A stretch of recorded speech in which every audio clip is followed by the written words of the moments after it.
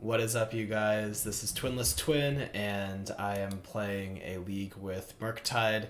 This is the first league I've recorded since Fury was banned, and for reference, I am playing the list that I wrote about. Um, I think that with some of the effects that's happening in the meta, this list is going to be a pretty good starting place, and let's see this league, how things are starting to shake out, and kind of go from there. At the end of the video, I'll talk about changes that I would make, and just how things are feeling.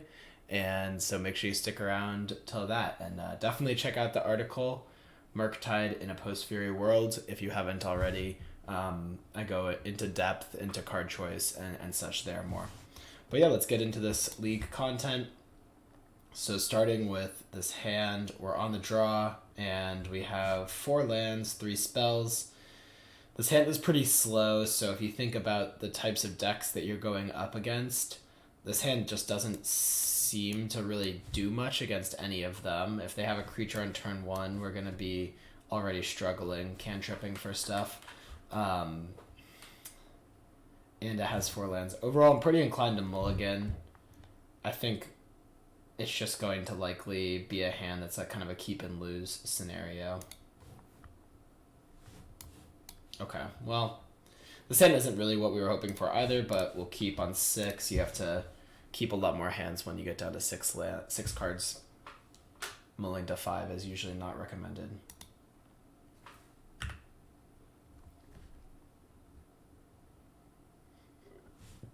So here our number 1 priority is find a land. So I'm going to start with Bobble, target myself. Lightning bolts. That means we can easily just fetch. We're going to shock here because we could draw an island and we want to be able to cast these iterations off of 2 lands. Alright, and then I think Ragavan. Basic island could mean living end. It could mean blue-white control. There's a lot of stuff it could mean. I think that at this point, Ragavan is just not very likely to fit well into our game plan, because if we want to, like, say, have Counterspell up on turn 2 and then iteration on turn 3, I'm not sure exactly where Ragavan's going to fit in. We also still need to hit more land drops. We do have a Bobble trigger as well, so we're going to get to see a lot more cards, but I'm just not convinced that this could be Rhinos. I'm not convinced this Ragavan is going to do enough work for us. Oh, Watery Grave. So it's blue-black. Blue-black has Bowmaster, so another matchup where Ragavan gets a little bit more dicey if it's not coming down on turn 1.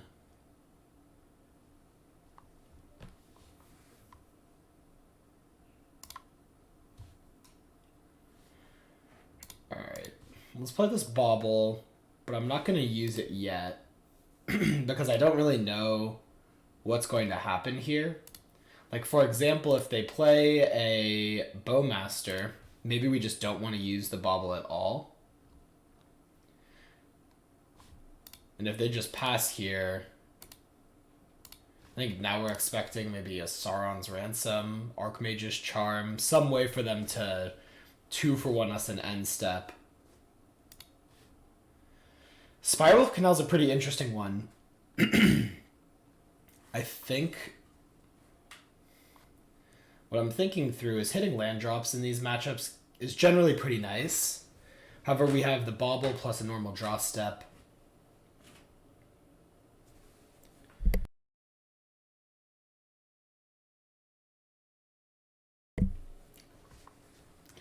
So with Bobble plus a normal draw step, I don't really think we want to draw the Spirebluff Canal. We can get another Steam Vents. Alright, we draw a land anyways, but that's okay. Spellsnare could come up, definitely. This deck, the opponent's deck has Counterspell, Bowmaster. Okay, and they don't actually have a Sauron's Ransom, or potentially, it's not even clear if they have Archmage's Charm. They just went straight through that 3rd turn. Shocking here, to me, indicates Subtlety is a pretty real possibility, or like 2 pieces of interaction, so potentially they could have double Drown in the Lock or double Counterspell, something like that.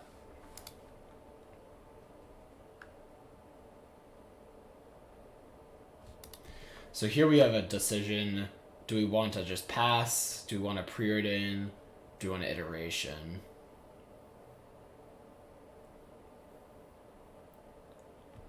The argument to iteration would be... I think the argument to iteration is it's tricky to want an iteration here because if we don't hit a land exactly or one of our other two baubles, then we have to play a spell, which then means we won't have counterspell up. So what I'm going to do is I'm going to preordain, which lets us leave up the counterspell still. With two iterations in hand, I almost don't mind a fifth land, but we're also not in a rush for it. I think what I'm going to do here, we don't quite have Delirium, but we do have the Spell Snare in hand. I think I'll take the DRC and play that. This gets punished by... Oh! Yeah. I literally said they have Subtlety. This was very poor. Because I don't... Man, I knew they had Subtlety when they shocked, and I just played a creature into it anyways.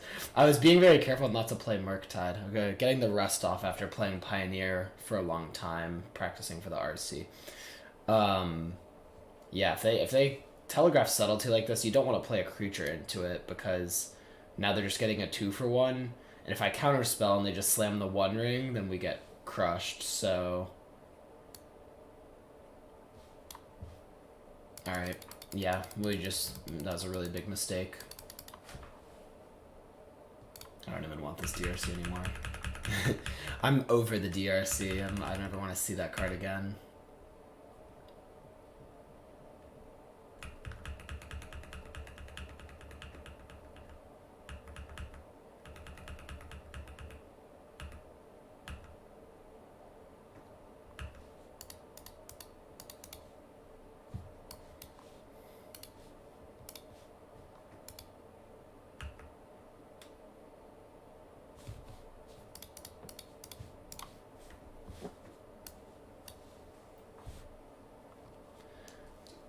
Counterspell. We could use our Spell Snare here. We don't really want a land off the iteration anymore because we already have a fifth land in hand. But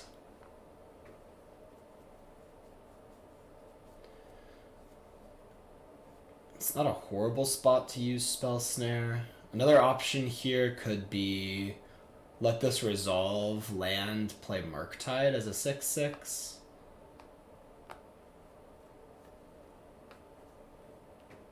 With Spell Snare up if they have another counterspell.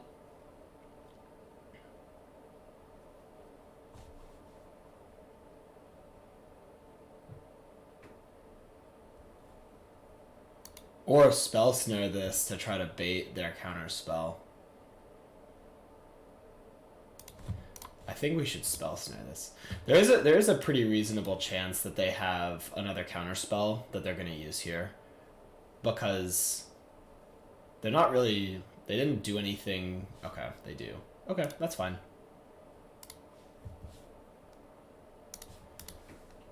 We'll just play our land and pass. Now we have Murktide plus counterspell as a play.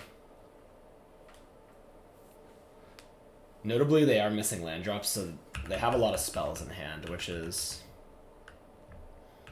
not great news for us, but hopefully this Murktide can stabilize things for us.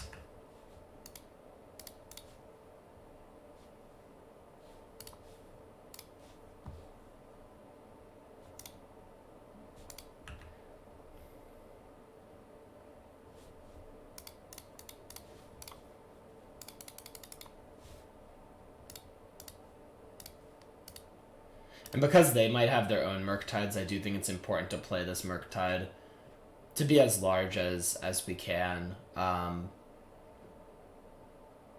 flip side is they have Subtlety. Yeah, they do have Subtlety. Okay. Well, we'll counterspell it and see what they have. They have a Drown in the Lock. Man, okay. Okay. Well, I think that the Drown in the Lock is kind of telegraphed there just because they evoked Subtlety instead of... Do we want this on top? I think it's still pretty reasonable to put on top. With the fact that we have Expressive Iteration and then follow that up with a Murktide. Hopefully they drew a land. Because they have at least 2 spells. Just Shieldred. Shieldred, very beatable. Just need to find an Unholy Heat off of the iteration. If we do, we might even be in a very good position. Though,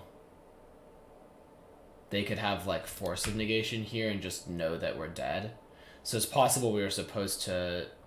I don't know. I don't think Shuffling is good because we know we're going to need some... Well, I guess now we're dead to removal spells, potentially. Maybe Shuffling was good. Then we only get crushed by Force of Negation, and our iteration plus draw step just need to find 2 removal spells. Alright.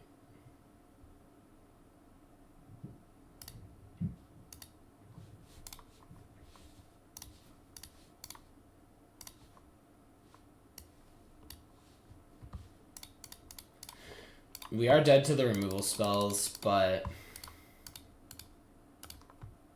let's make them have it.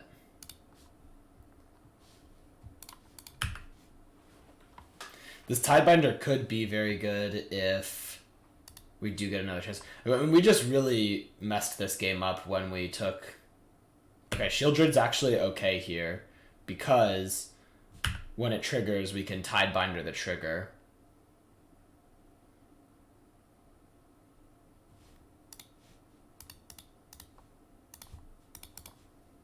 And then Shieldred loses its abilities.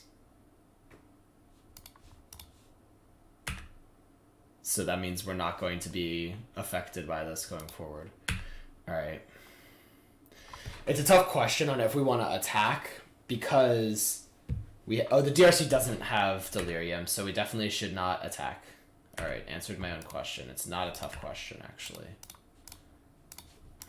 I just checked. It's a rather easy question. Do not attack and leave yourself dead on board.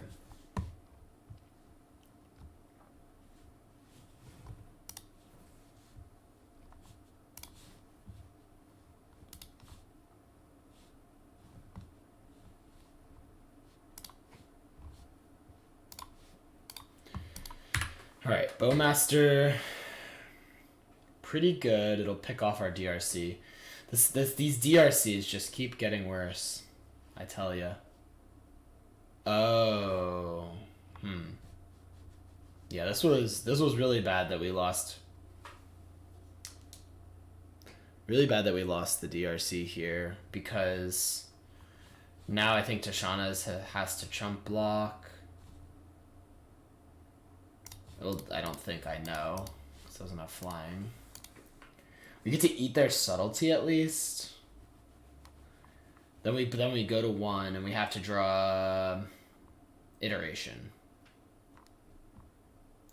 Boom, Iteration. Nope, Spellpierce dead. Alright, well we really messed that game up by playing the DRC. Hopefully I don't do something dumb like that again. Okay. All these cards are of interest to me. I don't think I'm interested in any of these moon effects. I don't think Cast in the Fire seems that great either. I think what we can start by is trimming at least a Bolt and a Heat or 2. You do have to respect Shieldred, but from their side, like, Shieldred can't be that enticing when we have Unholy Heat in our deck, I would assume. And then Stern Scolding hits Bowmaster, so it's not dead. Spell Snare is really good. It hits the counter spells in Bowmaster.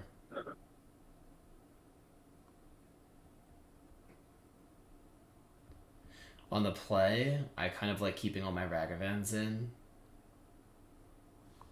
I could see maybe cutting a Murktide because they have all the subtleties.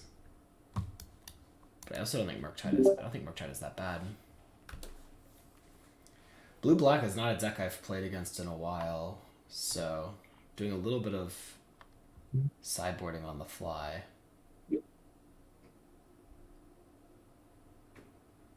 I definitely like all my counters.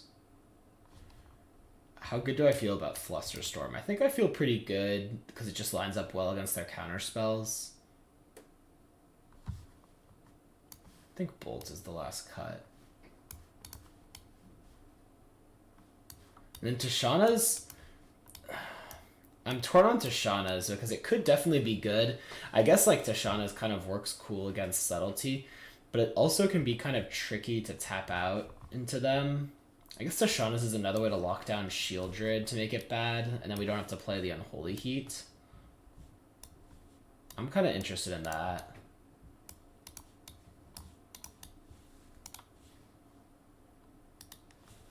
Alright, let's try this. Really minimizing the kind of dead cards that we have. Alright, Ragavan turn 1. I'm always down for a Ragavan turn 1. And we have Spell Snare to protect it from Bowmaster if that's what they were counting on. And sure enough, they have a Preordain. Fine by me.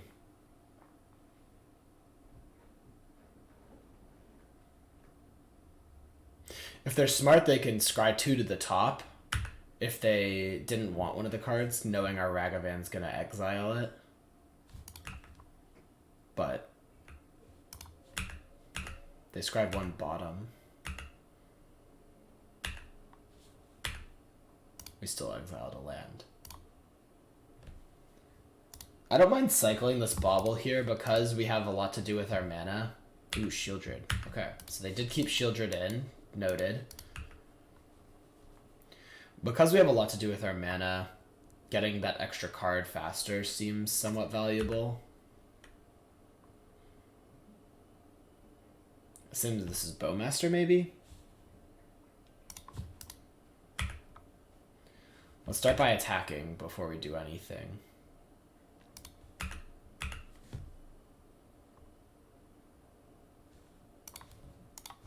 Alright. I guess... Are we supposed to consider first? Consider first in case we find Stern Scolding, right? Alright, well definitely we're going to take this iteration. With all these treasures, I'm definitely interested in the iteration. The downside to consider first, I guess, now is we might have to use a treasure to cast the counterspell on their turn. When we didn't want to, so... It wasn't completely free.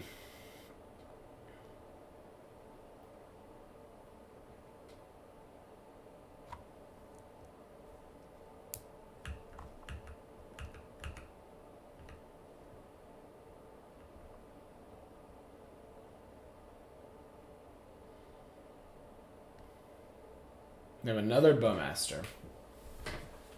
Do we want to counterspell this? What I'm thinking here is counterspell and then play Murktide. We can even play Murktide through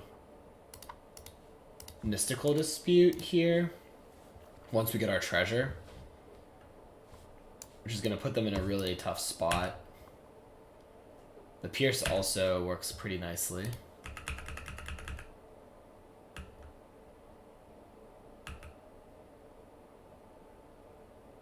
Ooh, counterspell. I think I want to hold on to this Otawara since they have a known Shieldred in hand. Like, bouncing the Shieldred is a pretty good tempo play. Alright, so now at this point, they can't really... And we're not going to be very close to Delirium either, so... Cycle Lorien revealed. Sure. Yeah, I think bouncing the Shieldred is going to definitely come up this game. It even costs 1 less because we have a Ragavan in play.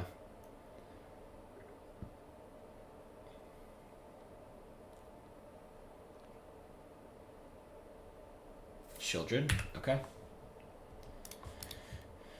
We're probably okay. I guess I'm questioning if we're okay drawing, but the only thing is We're just so likely to bounce the Shieldred here, right? So we might as well just do it in the upkeep and save the 2 life. Who knows if that comes up, but it could. And they can't replay the Shieldred. Okay, they concede. I think, yeah, they can't replay it because we have this Murktide in play. The Shieldred did kind of scare me there, though. I kind of want another Unholy Heat now that I know for sure that they have Shieldred in their deck. Just to be safe. And I think, like, maybe trimming a Ragavan is reasonable. I still don't mind having it a lot of the time, but I think there's now going to be more times where I'm pretty unhappy to draw it.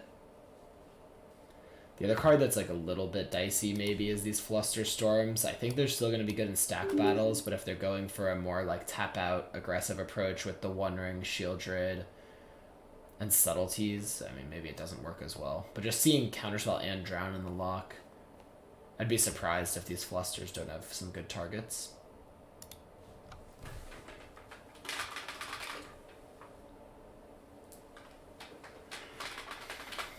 Alright, I like this hand.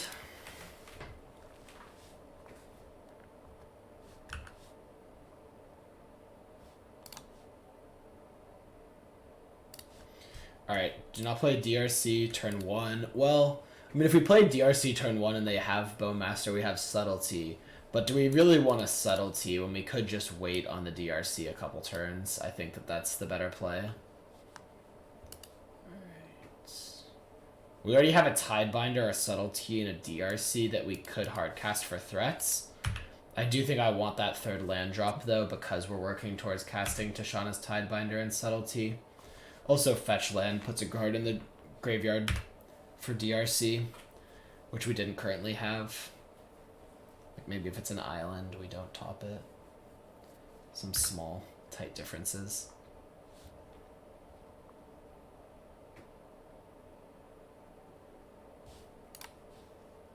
I'm going to shock here. I think shocking on 3 could make them more suspicious of Tidebinder is my concern.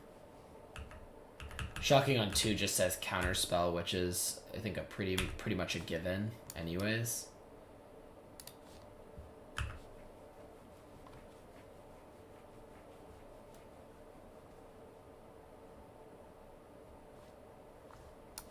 Alright, I'm not going to try to stifle this. Because they could easily just have Counterspell here. Also, I should have thought of that before my turn, because right there, I think I gave them a small bit of information.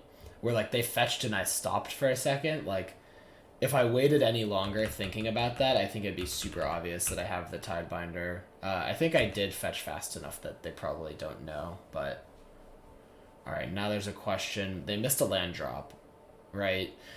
So what does that mean in their hand? It could definitely be like an Archmage's Charm or something. It could be Storm's Wisdom. I guess my point is here is I expect there might be something on Mystical Dispute on their end step when they try to draw cards and then have Counterspell. So I think this is a good turn to play the Spire Bluff Canal tapped because that's 3 mana right there. The punish is if they go... I don't even think it's really a major punish, but if they go like untap draw, fetch land, fetch right away, and I Tidebinder it, they could Counterspell and I wouldn't have Dispute up. But what I'm thinking is if I play the Spire Bluff now, next turn I could have Tidebinder plus Counterspell up or Subtlety plus Dispute up. So I think it's more likely to come up that having that 5th land untapped could be very relevant for us. Alright, and as expected, they have a Charm. Since they're missing land drops, I do like using the Mystical Dispute here. If they force, I'll let it go, though.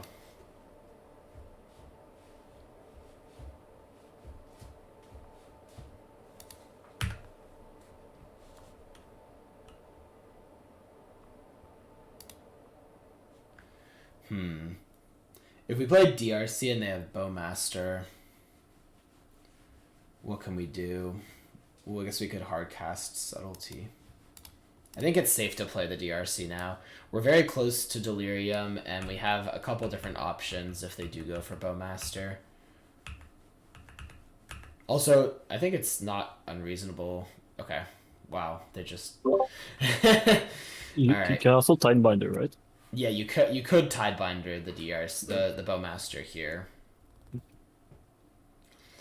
I guess the appeal to that is if they kill the Tidebinder, they counter the Tidebinder with like a dispute, then we have Delirium.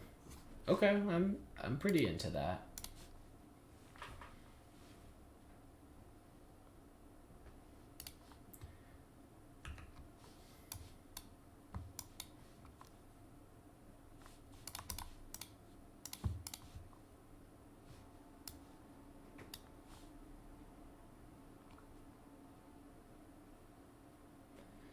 All right, so they subtlety, and the question for us is, do we want a subtlety? I guess one thing we can do here is unholy heat the Bowmaster and see if we just flip Delirium naturally, which would require a creature or an artifact. If we do that, then we're not priced into.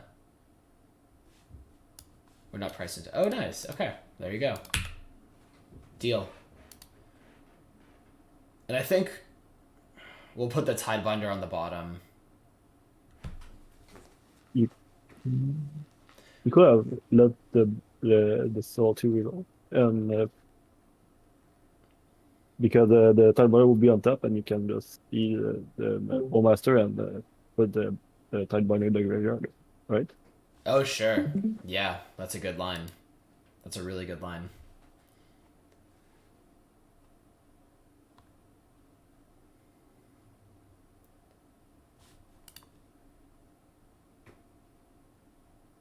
Yeah, I think that's probably the best play here. Subtlety resolves. They put Tidebinder on. We get to choose to put Tidebinder on top, and then we just mill it. Yeah, I really like that line.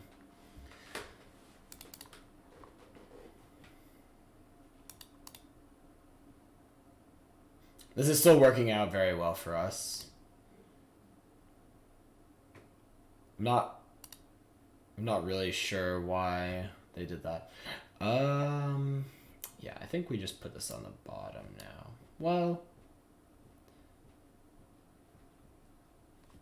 we'll put it on the bottom.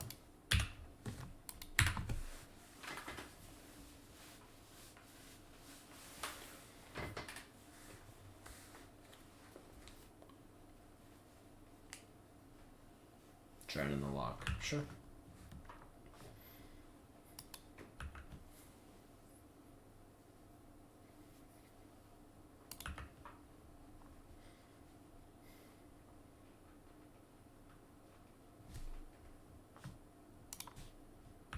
Subtlety plus counterspell up. Now I kind of wonder if we just wanted the Tidebinder. Like if they draw any fetch land, it's hard for them to use it. But then we are not really putting pressure on them, so there's no reason they would have to play into a face-up Tidebinder, which I see as kind of a issue with putting it on top there. Like when they just well, I would have loved to Tidebinder that. But again, they wouldn't have cycled like this if they knew we had Tidebinder in hand, right?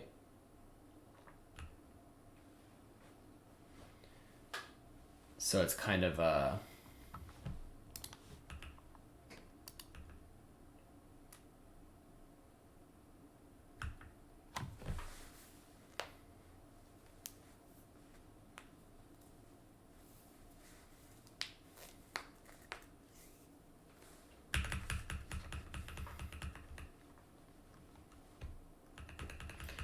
they're just sending their stuff in with no fear of Ragavan. Either they're not thinking about Ragavan, or this could tell us they have another Bowmaster in hand they're waiting to play. We don't have any Shredders in our deck, so no way to loot away these lands. Drawing all these lands is definitely not good for us, though, because they just seem to only draw spells. I do think potentially next turn we're gonna have to kill the Bowmaster at least.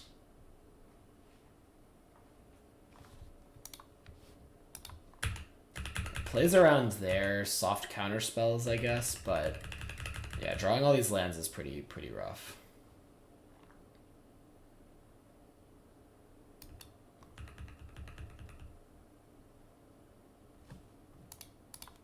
All right, let's kill their Bowmaster.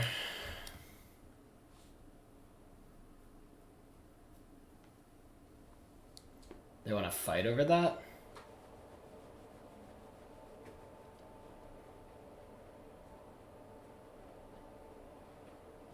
Maybe now is the spot to flash in Subtlety as a blocker. If they have Fetch Fatal Push, it gets kind of awkward because, like, do we actually want to use our counterspell? But if they just have another Drawn in the lock or something, we can Pierce it and have our counterspell still.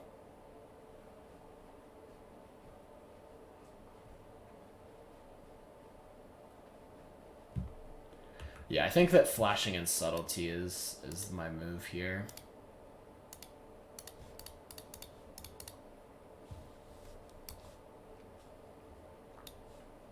We do kind of want to try to get this Pierce to trade for something soon.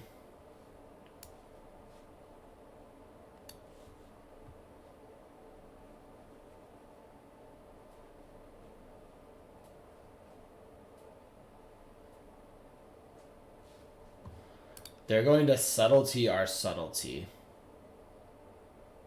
Okay, that's fine with me. We take an extra point of damage, but we can just put the Subtlety on top. Take an extra 2 points of damage. And then we have Counterspell plus Subtlety next turn, so this puts us in a pretty reasonable spot, I think. If they even choose to attack, they could choose not to attack. I guess if they do choose to attack, they're telling us they're not afraid of our Subtlety. Okay, they choose not to attack. The risk now, I guess, is we can draw. We have a couple Preordains. This is their last card in hand, is the Wondering. Yep. Alright, well, we have a counter spell. Now we're in a top deck war. We get to draw first, and we draw Iteration. Psych. We don't want to tell them that we didn't draw. We drew a land here. I think that holding this card is actually pretty, like, valuable in bluff value. At least make them think twice if they draw, like, a One Ring. Hopefully they just don't play it. Man. We're getting absolutely crushed by the top of our deck. I'll play out a land. It's a little bit subjective, I'd say, but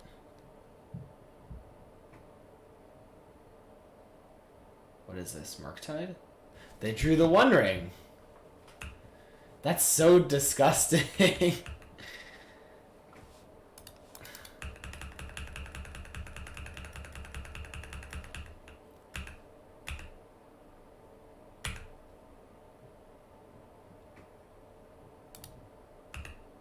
We could draw a Tidebinder. TRC is not going to do much. I think at this point we're in really bad shape. Them drawing another One Ring there is really gross. And we drew a lot of lands.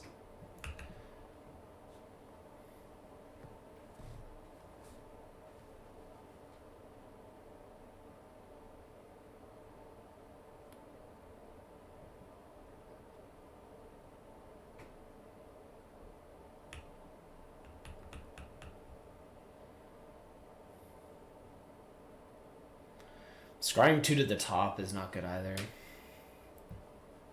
Attacking here says they have like Bowmaster, or they just have a removal spell. Okay.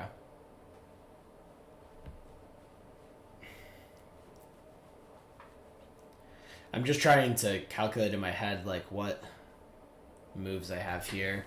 Because if I flash in the Subtlety to try to block, and then they just have Scry 2 top, they just have a Murktide, we get crushed. I think taking it is better.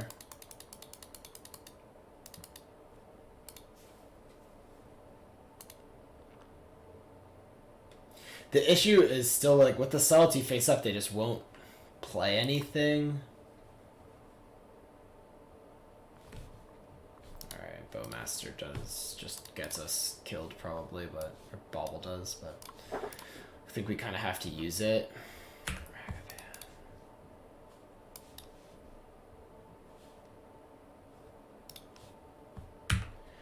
Awesome.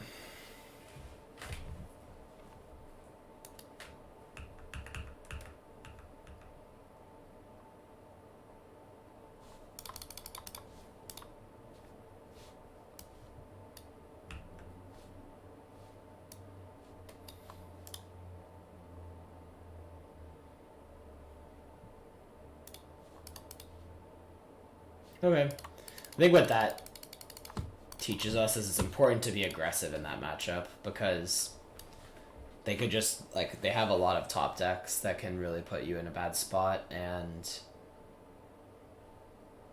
we didn't really force them into any action. I guess I kind of regret not keeping the Tidebinder, but I also think, I mean, we just drew a lot of lands when we're an 18 land deck, so in that spot you're gonna be upset you didn't keep a spell when you just draw a bunch of lands. But if we had drawn like another counter spell or iteration or even a threat like a Murktide or Ragavan, there were a lot of points in that game where they just, like, they had nothing, right? They had the One Ring and they played it and we counterspelled it, and the issue we were having is that we were drawing lands and kind of reactive spells that weren't punishing them for having nothing. Alright, I like this hand. Having a DRC plus Bolt is a good combo. The Snare is always nice to have in your opening hand when you know it's pretty likely to line up against a 2-drop. Snare's one of those cards where it's like, it's really nice in your opening hand because they're probably going to have a 2-drop. And if you draw it later, they already played their 2-drop. It's still good.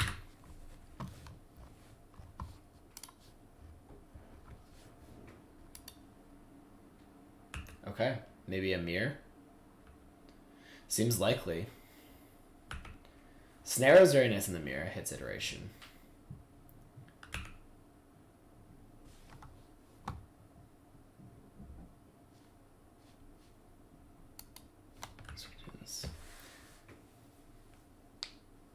In the mirror, generally, I don't worry about my life total a ton. Like, playing Steam Vents tapped there could have been a way to save some life, but maybe they have... Oh. Okay. I guess they kept a 1-land hand and then just didn't find a land off of 1, 2, 3, 4, 5, 6 looks. I don't think they needed to concede there. I mean, we didn't have anything that was putting them under pressure, but I won't argue.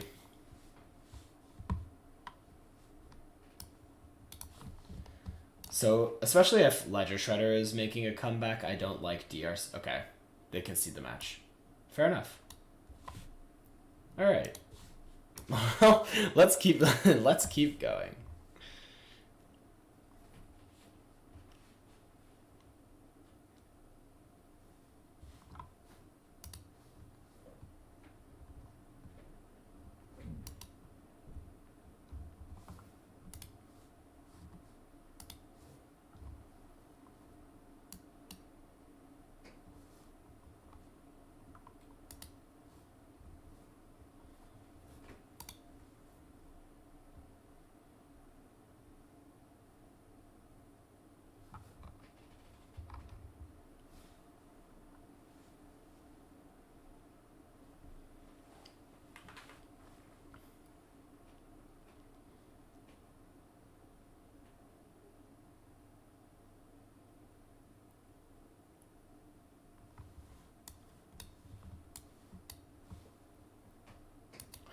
I like this hand. The Snare and Scolding both play from behind pretty well. And then having a Murktide to try to, apply some pressure after that seems nice. Bloodstained Mire, Blood Crypt. Oh, Sure, Thoughtseize. That's fine. I guess maybe we're playing against the new attempt at Scam.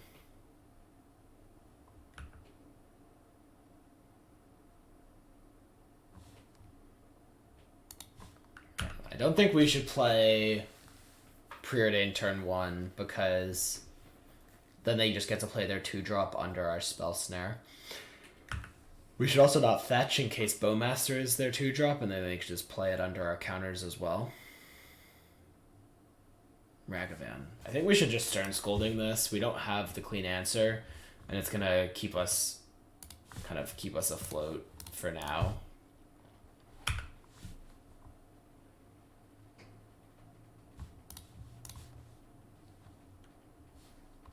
Preordain finds DRC. Preordain. I don't mind these. I'm a little bit cautious of topping both. I guess if they had another Ragavan, would they play it there is the question. I'm a little concerned with them dashing a Ragavan. Do we really need both of these cards? Maybe we don't need the Preordain because we already have the Iteration in hand. I think I like the DRC. We already do have Delirium, so that's part of why I like it. We can just shock, holding Spell Snare still. Next turn, we'll play the DRC and have Spell Snare up. They miss their land drop, so they have 5 spells.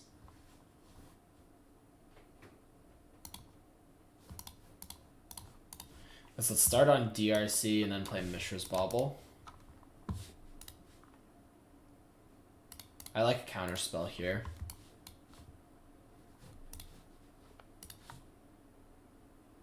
I guess if we know counterspell's on top, we could just hold the Bauble for now. Bolt's fine.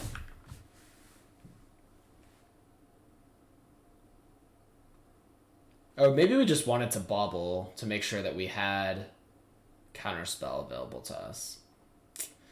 Because now they get to take our Iteration. Yeah, we probably should have just... I was too confident in the Spell Snare because they were stuck on lands, but also like we could have gotten punished there if they had drawn land 3 and then slam Fable. So I think that doing that would have been smart. I guess the upside here is now we get to Bauble ourselves Spell Pierce. I think I like the sound of Spell Pierce when our opponent's stuck on 2 lands. I guess what I don't like about Spell Pierce is that we don't have any pressure, so they could just draw out of that. Ideal situation, they play Fable here. Play Bone Crusher Giant, wow. Playing against a Pioneer deck?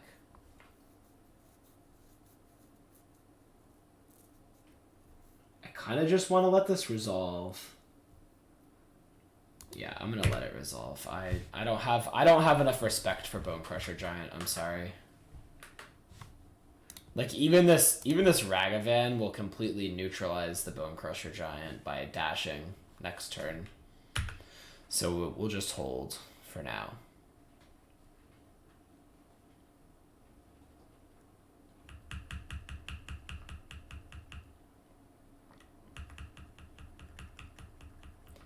Maybe playing the Ragavan was smart. Thoughtseize again.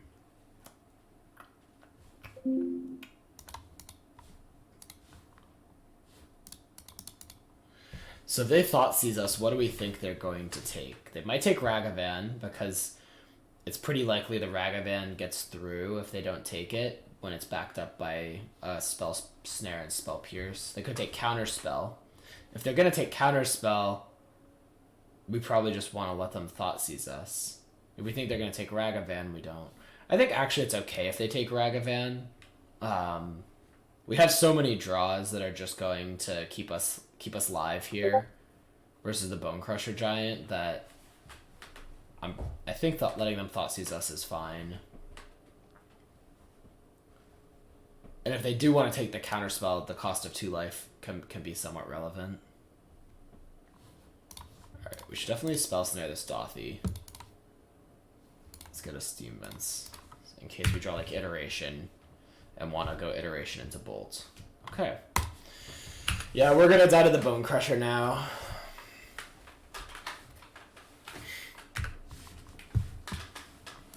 I didn't give it enough respect. Them knowing about the Pierce is kind of annoying, I guess, also.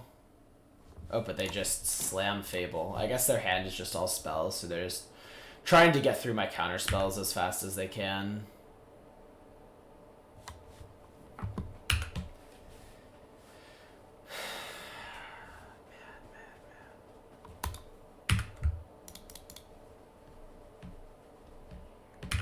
I mean, if I counterspelled the Bone Crusher, I wouldn't be in a very good spot either, I don't think. Alright. Yep, that's fine. What does this say? Damage can't be if this was a spell. We could have bounced it, maybe, if we had held on to this Otawara, but we're drawing a lot of lands today.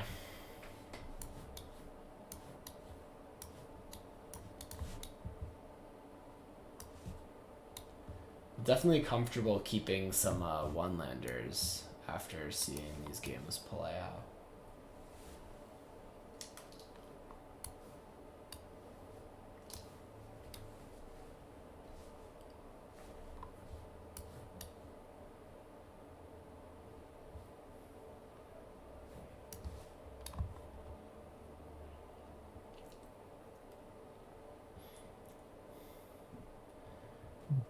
So I guess if we need to keep some cards, what are the cards we want to keep? Maybe 2 Ragavan on the play. I mean, Ragavan seems especially sketchy if they're playing Bone Crusher Giant, too. Like, I'm somewhat tempted by Force of Negation. It could just be nice to like have a hard cast negate against them. And then also the pitch cast can definitely come up. We could also just try Tidebinder and see how it does. Like, there's a lot of stuff you can Tidebinder. My fear with Tidebinder is mostly that on the draw, like, it's going to be too slow. But on the play, you probably have more chances to be ahead of them and get some value off Tidebinder. Mm-hmm.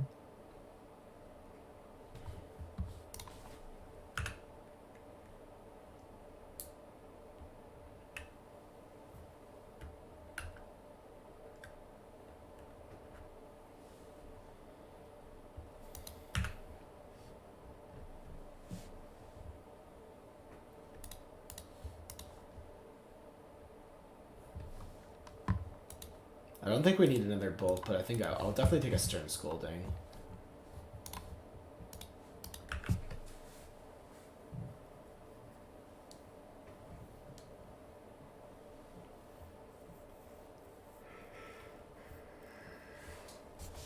I'll just Spell Pierce this.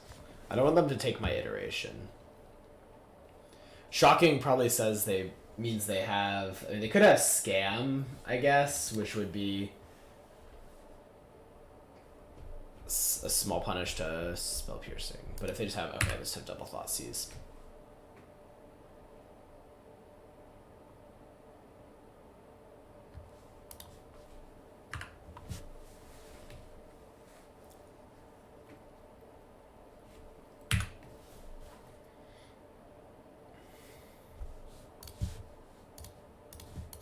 We have Stern Scolding to protect from Bowmaster, so let's get this DRC down. They just have a Bolt. Okay.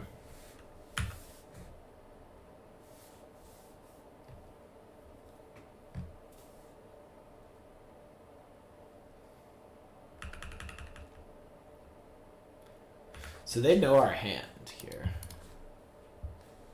And they didn't slam something like a Fable, which is kind of telling as to what they might have. Bowmaster.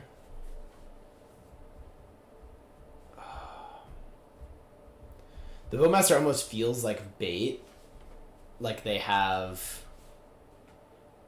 What I'm thinking is we should probably let this Bowmaster resolve, because it feels like they're trying to bait and then maybe resolve a Grief. Because otherwise timing this Bowmaster here doesn't make a lot of sense why they would play it instead of just waiting on it. If this was the only card in their hand that we could Stern Scolding, they might try to like sequence it differently. So what I'm thinking is let this resolve. They can have their Orc Army token, but we can like cleanly answer this Bowmaster here with a removal spell.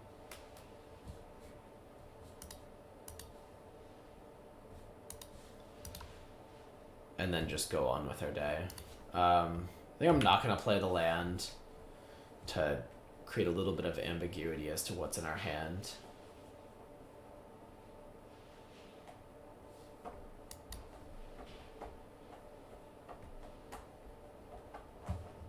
Okay, they do Thoughtseize, the Stern Scolding, so yeah, they might have another Bowmaster, they might have Dothy, they might have Grief. They don't attack, so they're respecting Ragavan off the top.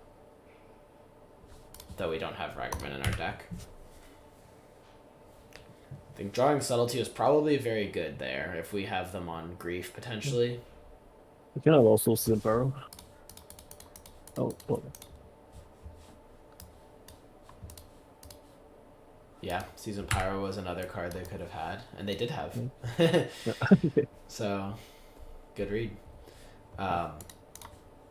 Yeah, but is Season Pyro become more popular again, or what's? It's one of technically. Oh, just like a one of. Okay. Yeah. Yeah, it's hard to read a one of, but it was pretty clear they had some 2 toughness creature that they wanted to protect. Oh. Molten Collapse. Alright, this iteration should put us pretty firmly in the lead. Counterspell to hand. Preordain to exile. Cast Preordain. I think Channeler is good, and I don't think we need another removal spell. We can just keep things moving along. Gonna hold up Counterspell here to avoid them having any, big 2-for-1 plays. I think Season Pyro warrants a counter. It's gonna make a bunch of bodies, which could make the race kind of tricky. Ooh, yeah, that was a nice draw.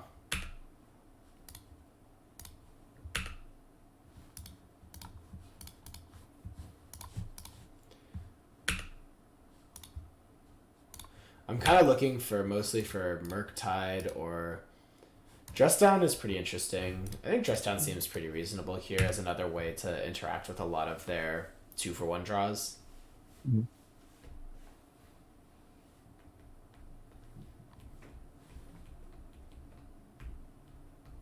Alright, they scoop.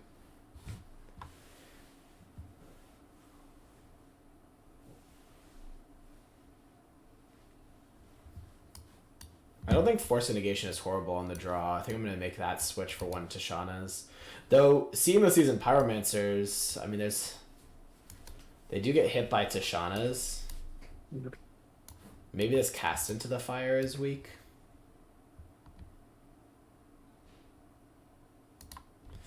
The Cast into the Fire is for unlicensed turfs mostly. I don't know what they're playing these days. But Leyline of the Void definitely was up in popularity, so the Cast into the Fire was... Oh, yeah, okay. There's a Leyline. Oh. Well, we don't actually have a ton of creatures now. So we have to be very careful with how we win the game. Especially because we cut Fury from our list, so it's a good thing that we have these Tishanas in our deck as potential win cons.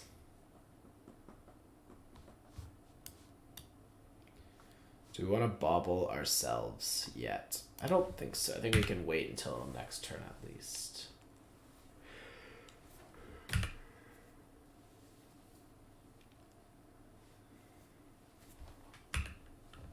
I guess the incentive to bobble ourselves there is playing around Bowmaster. But we do have the Unholy Heat.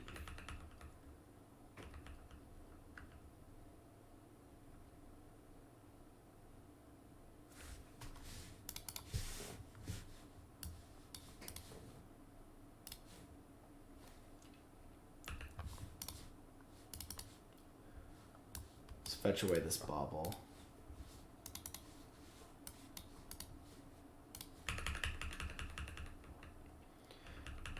I am pretty suspect of them having a Bowmasters. Yep, they do.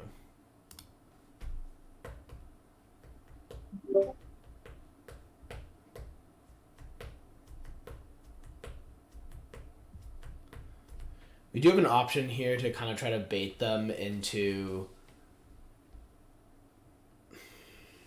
using an Undying spell, and then we spell pierce it, which doesn't sound horrible if it potentially time walks them. I guess we can see what their top card is. Well, I guess the risk now gets very high. They have Dothy on top. Alright, let's just kill this thing.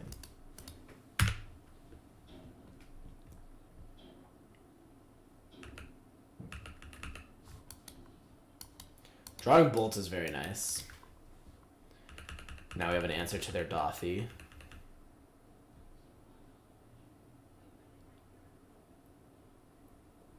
Oh, but they just go for a Seasoned Pyromancer. That's pretty reasonable with a Leyline in play. And we just don't have Fury anymore to clean up the board, so yeah, this could be a problem.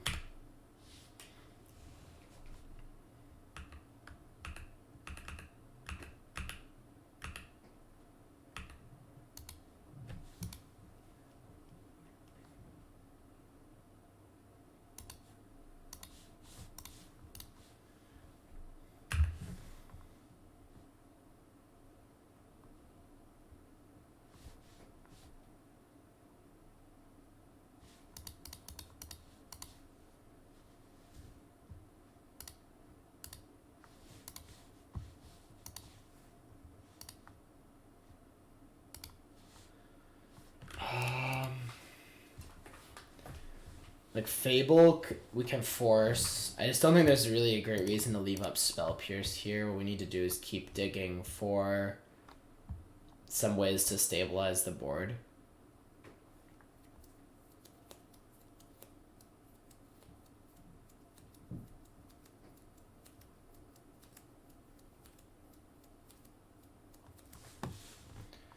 Which I guess I wonder what we're digging towards.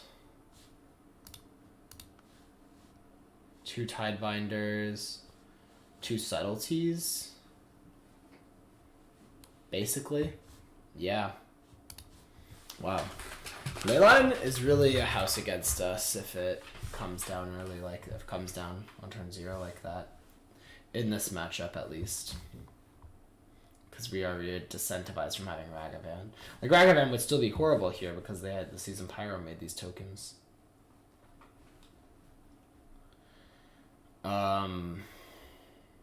So I think we're gonna bottom top.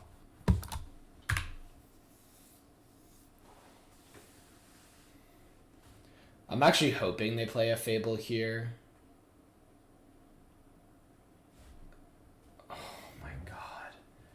They have Shieldred. Alright, well, I think we're just actually dead to that. We need to, like, iteration into 2 removal spells. Okay, we need iteration into 1 removal spell, a Bolt.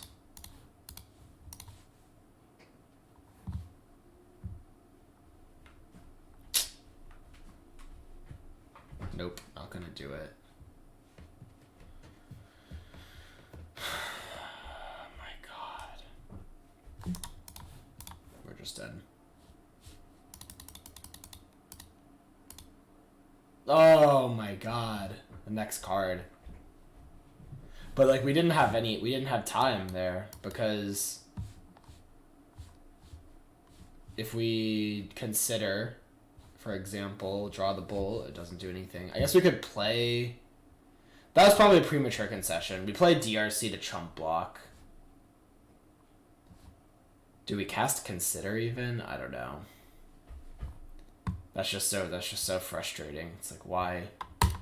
Just a random Shieldred.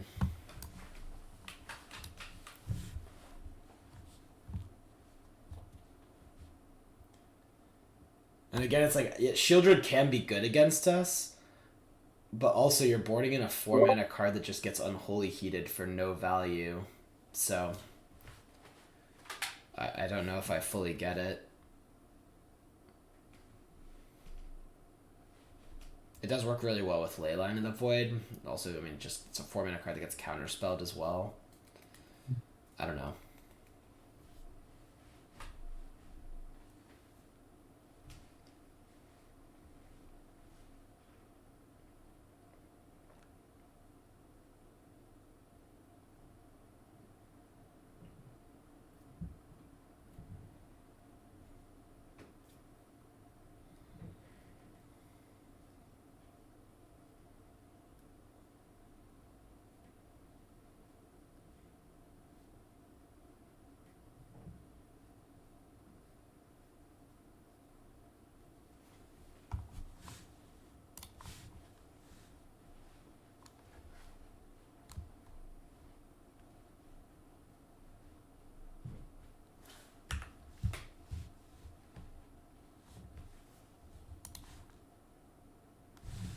Misty Rainforest could be a lot of things, but we do have 2 counter spells already, so I feel pretty pretty comfortable preordainin here and like keeping a removal spell just to like it could definitely be Rhinos or Living End here, but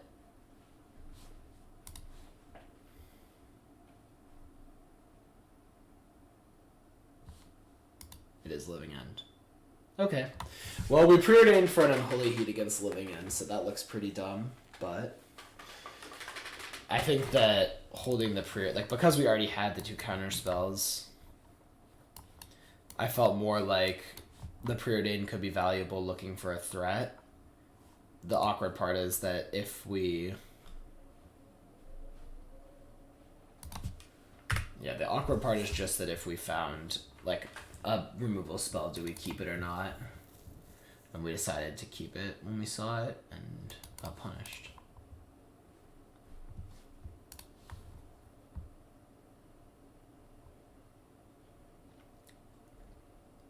I don't think this iteration is what we want here.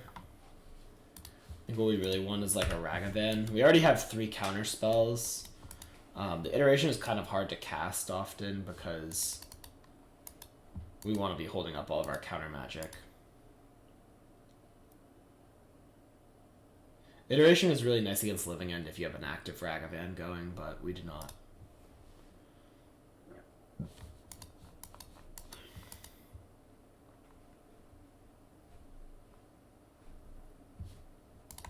I was gonna say, it does kind of feel like maybe they didn't have a 3rd land drop because they cycled the Ent and got a Stomping Ground, but then they cycled Curator main phase.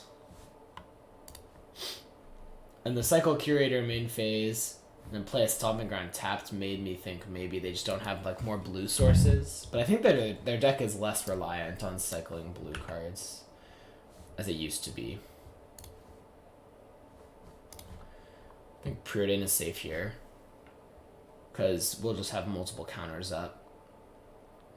And they shouldn't have main deck Dispute, but they could like grief us, theoretically.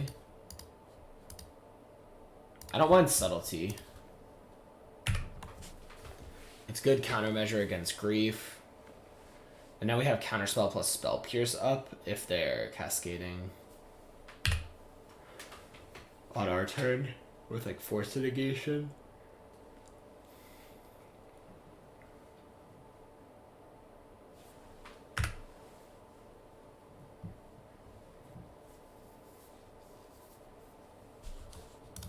This feels like they are going to be cascading with Force Negation up.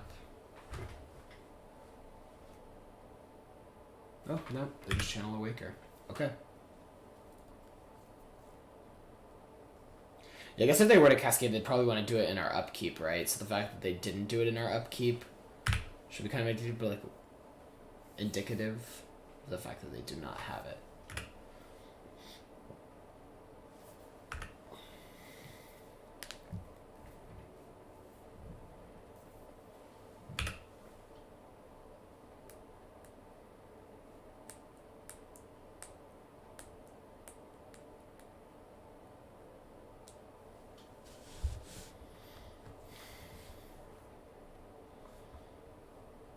A hardcast grief, and we played our Spire Bluff Canal, so we can't subtlety it?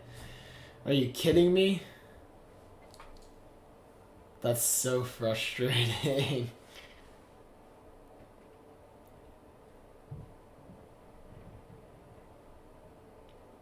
I think subtlety pitching Spell Pierce makes some sense here. That way we can get down a Murktide. The thing about Spell Pierce is it's not very good when they have 5 lands, right?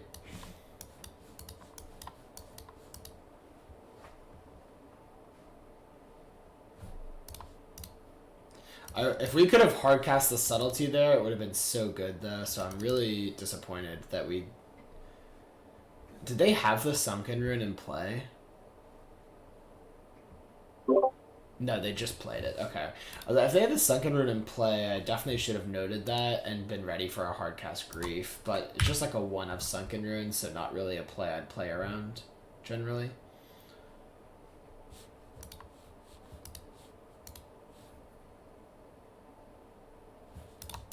Alright. I'll counterspell that. It means our Murktide is going to be a little bit bigger, which could come up.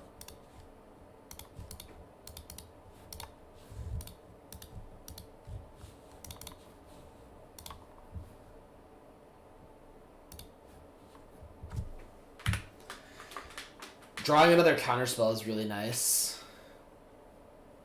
It means we can, like, if they grief us, it's fine. It also means if...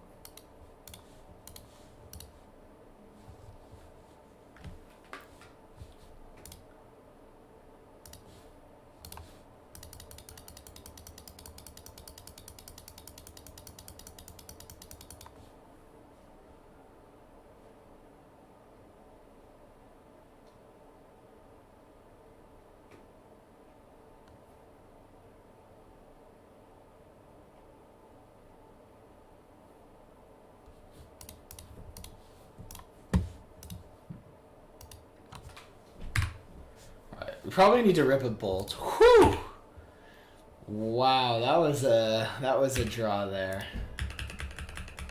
That was a draw. And we need to upkeep this bolt. Or we actually... Yeah, we want to upkeep it so that they can't force a negation plus Cascade.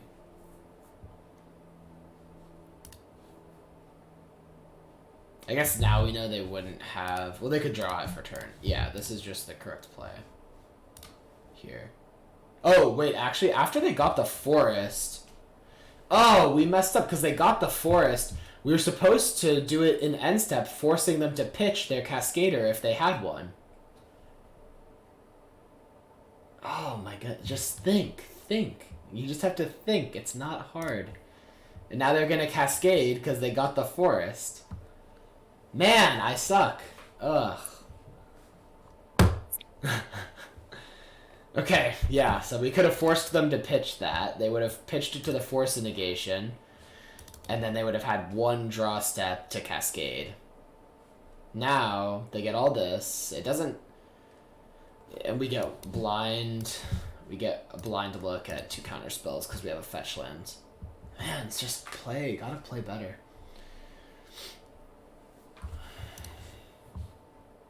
Alright, I have subtlety. Do I care? It just doesn't matter. I either find the bolt or I do not. So...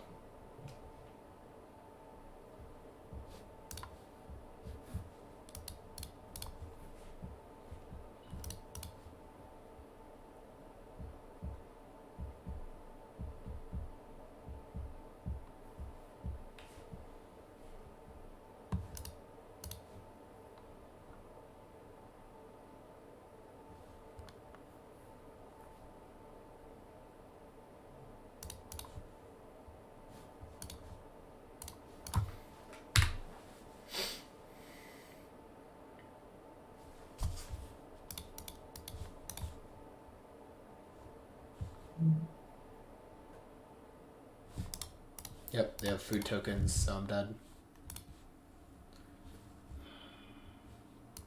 Just mega throwing. Oof.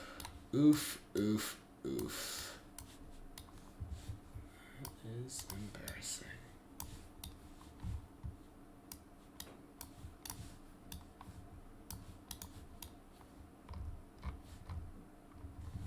Any other differences? I don't love Murktide. I don't love Iteration. I think mostly just comes down to mulliganing for that Ragavan, but I don't think Blood Moon's very good when they have all their basic land cyclers. It doesn't really get them. The heats are obviously bad. I mean, if they have endurance, it can do something, but we still have like counterspells and subtleties for their endurances, so... The spell snare. The spell snare. The spell Oh, yeah, I should have cut the spell snare. Yep, true. Alright, we'll keep.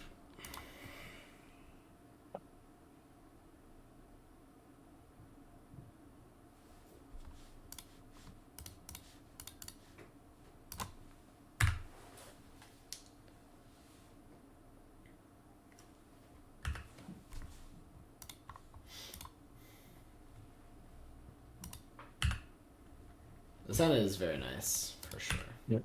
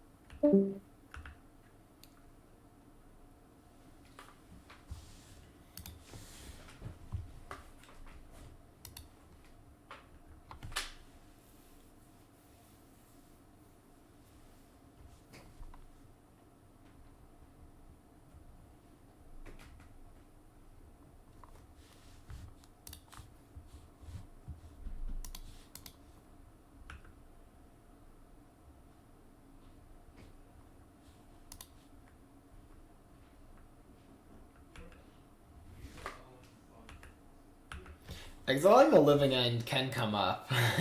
If we exile another living end, yeah, it kind of depends on the game, but grief. Right. How about I stern scolding your grief? This is why I like stern scolding in the matchup. Puts them in a really tight spot where they kind of just have to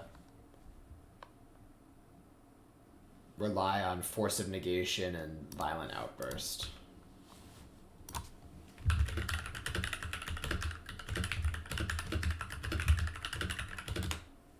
Ooh, endurance. I'm just gonna counterspell this endurance. We already have Spell Pierce Flusterstorm wrapped up for their cascades, so I'm less worried about that. And I don't really wanna... I guess subtletying the endurance also works because we have the Ragavan. Though there could be potential that we hardcast subtlety now.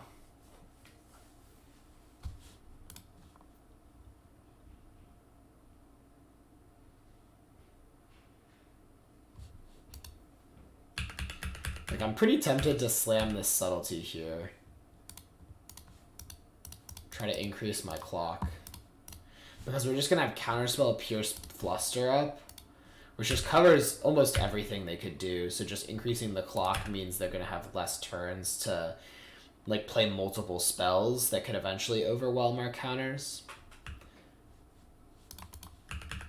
For example, if they had Shardless Agent, like, that would somewhat stifle our offense. Petty Theft. And they Petty Theft the Subtlety.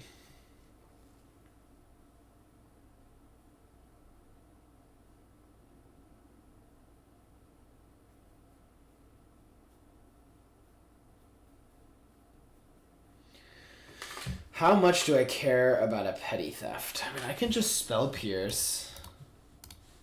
Right? Because if I just Spell Pierce, I still have Fluster and Counterspell. If they Fawn, that's fine. I'm pretty surprised by Petty Theft the Subtlety instead of Petty Theft Ragavan. Because Petty Theft Ragavan could definitely, like, we're missing land drops. It could put us in an awkward spot on if we want to redeploy or not. But Stomp Ragavan. Okay, that's fine.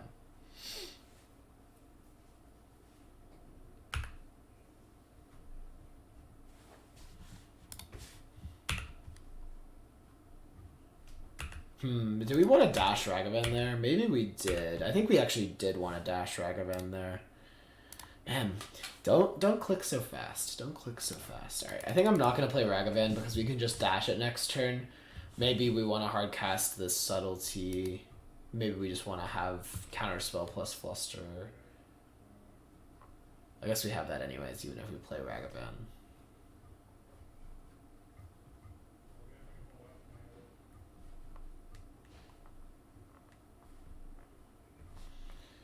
They play Bone Crusher, that's fine. So they could have Violent Outbursts, so we can't really afford to... Let's see, if we had dashed the Ragavan last turn, we would have just been winning here.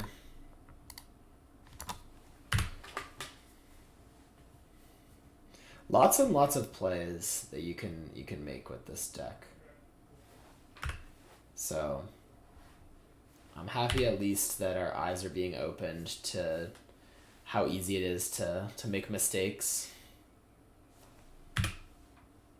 Though I do think we're going to still win this game, pretty likely.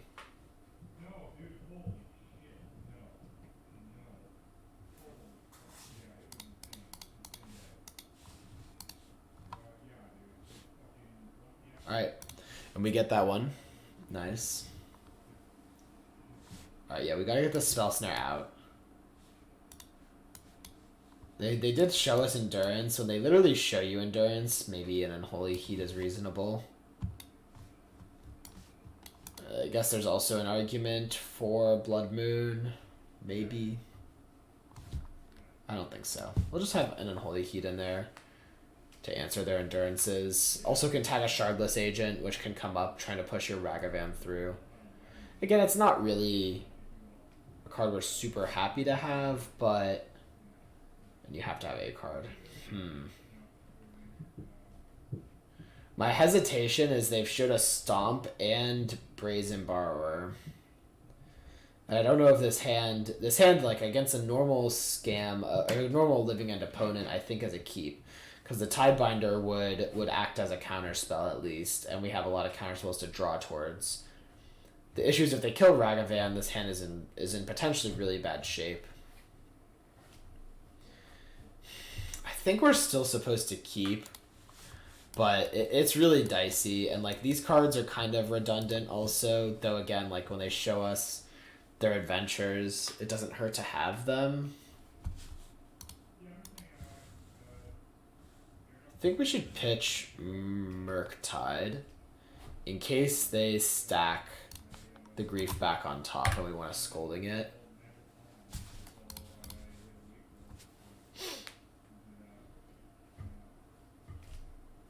Bottom.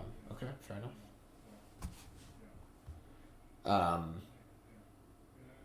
Yeah, and I don't really see Murktide coming up in this game.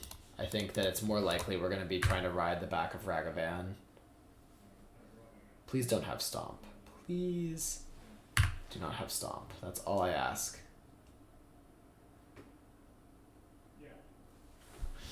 I'm a simple man. I ask that you do not stomp my Ragavan.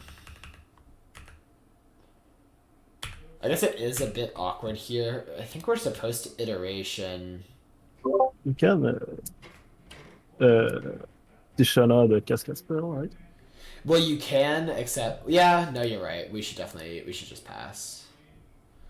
You can Tishana a Cascade spell, but I was thinking, are they actually going to have a Cascade spell with just one creature in the graveyard, right? So I was thinking that this was maybe our better chance to iteration. But the risk is if they had the Waker of Waves, it actually could have gone really poorly. So I think they missed lands. That's interesting. They're missing land drops, and we have a little Stifle Wizard for their next land drop. It's rather convenient. Oh. I wish we had played DRC, actually. I guess no punish, we would have kept that card on top, but yeah, I do wish we had played DRC there.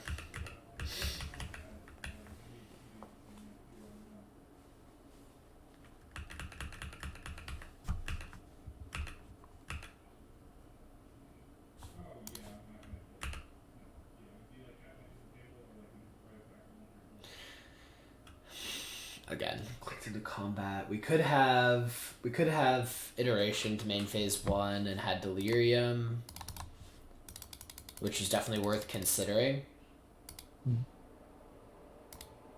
But I'm just zooming through these turns.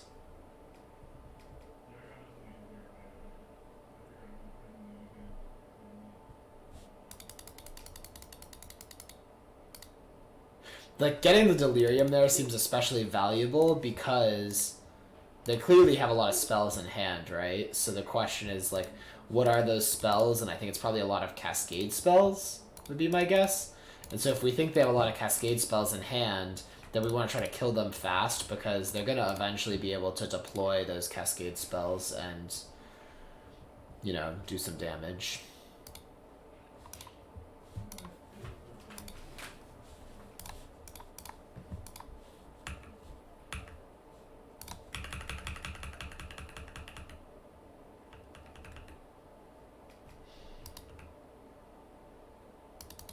I'm fine with an Evoke Endurance. I guess it's a pretty real question here if we want to Tidebinder it. I think we're fine here. Like, they're still dead if we get Delirium back, which there's a real chance we do with the iteration next turn. So letting this Endurance Evoke go through is probably reasonable.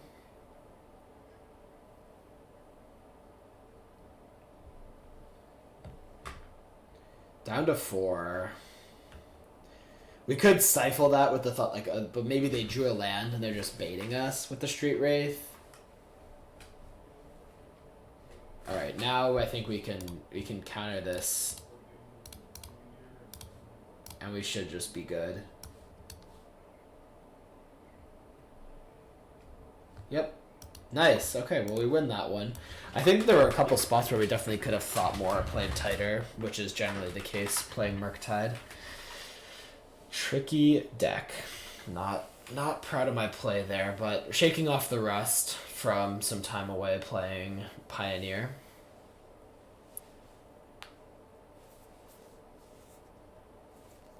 Let's see if we can turn this into a 3-2.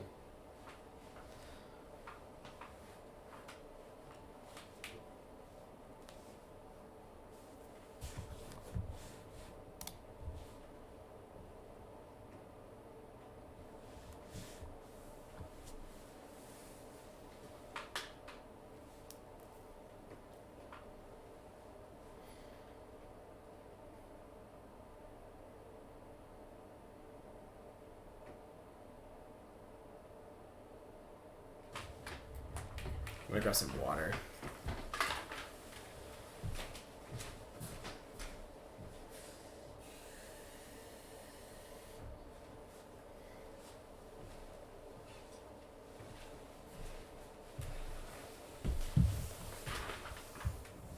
Alright, we're playing against Pi. Could it be Pygonti? His alias account. Gigantha is revealed, which could mean Tron, but it could also mean Shadow. Either way, we're going to keep this hand. Steam Vents. Is it Prowess or something? Ragavan. Okay. It could be Jeskai Breach. Yeah, it could be Jeskai Breach. We have some options here. Playing DRC is an option, though it's pretty likely to die. And we could just bobble ourselves, checking for a removal spell a couple times, which would probably be the safer option, but we do lose the value of bobbling with the DRC in play. The other thing is, well, giving them the treasure is really just like a big part of, well, maybe the treasure's not as important because we have 2 counter spells in hand. My thought is we could, because we have this DRC, we can try to stack our deck with a bad card on top of it off the baubles so that the Ragavan doesn't get any value right away. I think bobbling ourselves first is the smart starting point. Another counterspell. Alright, we don't want that.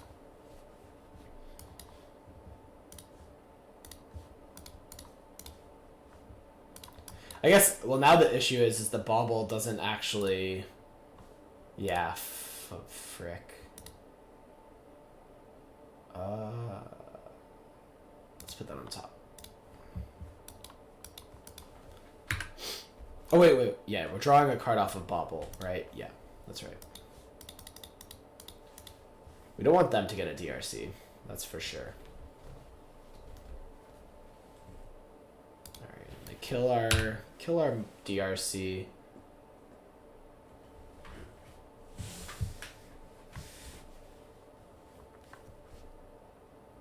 Flip a force negation. That's fine.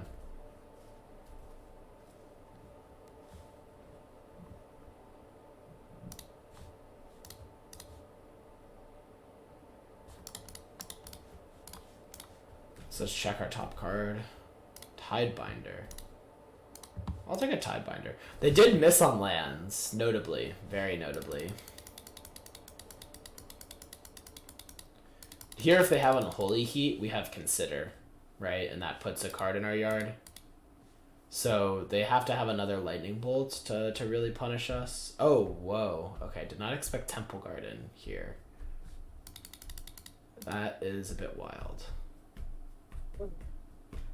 Is it Zoo? Alright, I'm gonna block, and then I'm going to cast Consider.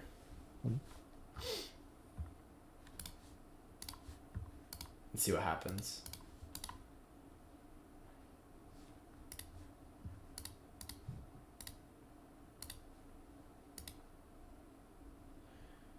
I don't really think we want this Ragavan. I guess it seems like they don't have removal. What I'm a little worried about is they could have Teferi here. Yeah. Oh, but then if they Teferi minus on the DRC and we play like Ragavan out and dash it to get the Teferi off the board. Alright, I actually think I'm going to keep this Ragavan then. Do you think it's Zoo? No. Yeah, maybe it's Zoo. Oh, it is Zoo. Okay. I didn't know Zoo reveals Jagantha, though. Yeah, you can Tidebinder the cousin when you're gonna have trigger. Oh, does that kill it? Yeah, it's do like a dress on it. That's pretty awesome. Yeah, Tidebinder Kavu. I'm in for some Tidebindering of some Kavus.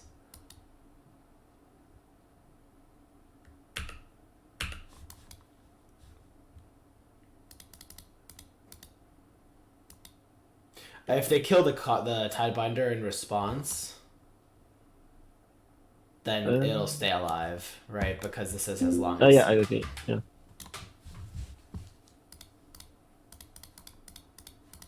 But hopefully they don't have a removal spell. If they did have a removal spell, I feel like they would have even used it to kill the DRC, right? Oh, yeah. Nice! That was awesome. Wow. I loved that. And then here we'll just get in for 6, play the Ragavan, and hold up Counterspell.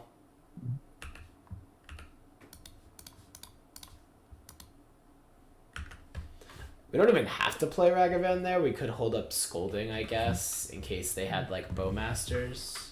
Mm-hmm. But...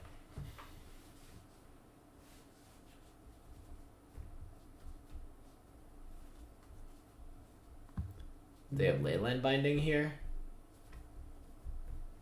This way and then do it. No. Oh, and I could have... Man, I always get punished these days. Magic is hard. Because if I just held Stern Scolding, I could Scolding this, Counterspell, and then...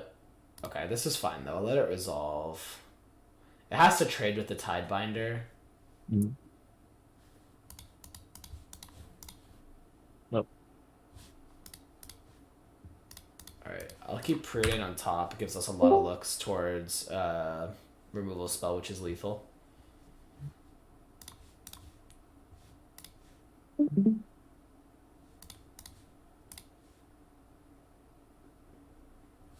Alright. Unholy Heat, we have Delirium. Die, Nakat'll die. Tidebinder on the Territorial Kavu. That's ruthless. Nice find. Alright. So we like, in this matchup, we like the Blood Moons. We like the Dress Down. I don't think Subtlety... I do think Subtlety sounds kind of nice. I guess the Tidebinder...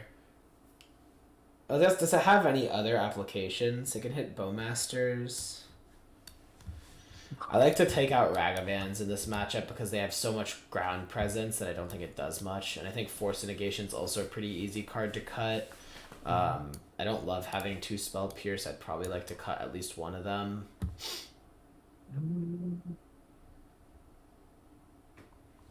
So I already have a good amount of cuts. Like, this could just be the swap here. I think EE is also pretty reasonable, though, because it can sweep up their 2s. Doesn't hit Scion. Oh, wait, it casts into Fire, right, for Scion? Yeah, it's working.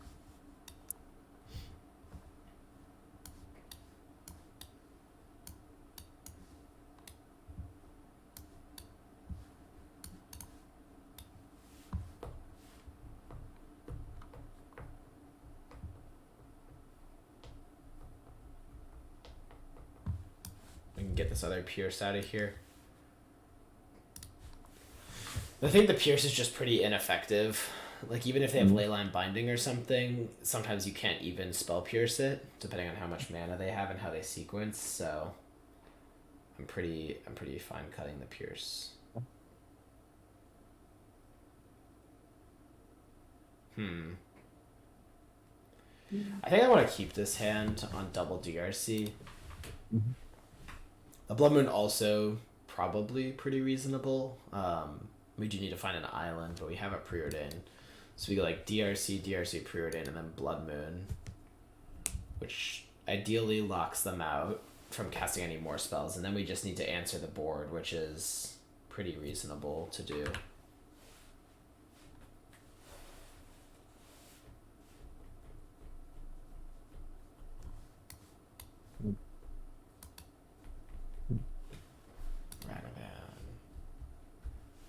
Well, we don't have an answer to Ragavan yet, which is not ideal. So we don't want them getting treasures. Treasures make our Blood Moon a lot worse.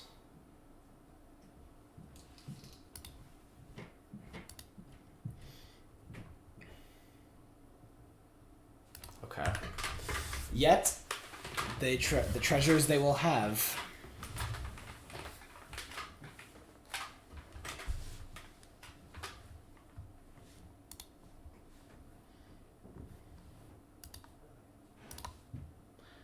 Preordain first, in case we can hit a removal spell.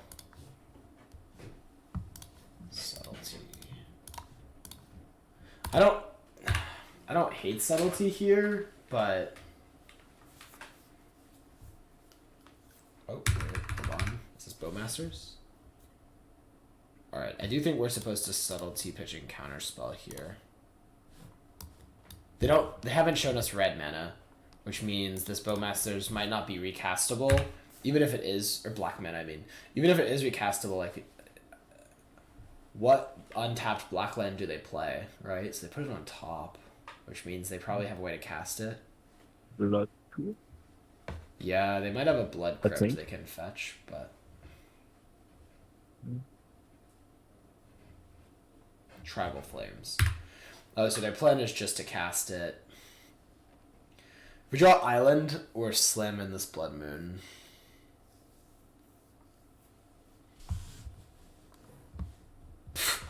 Okay, they exile their island. Alright, now we can just shock in this and pass.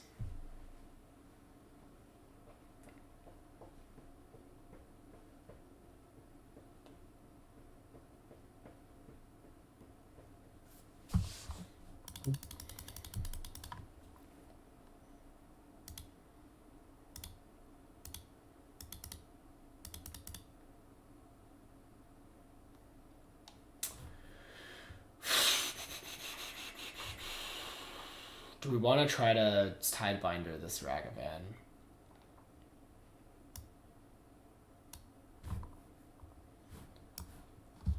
I don't hate it.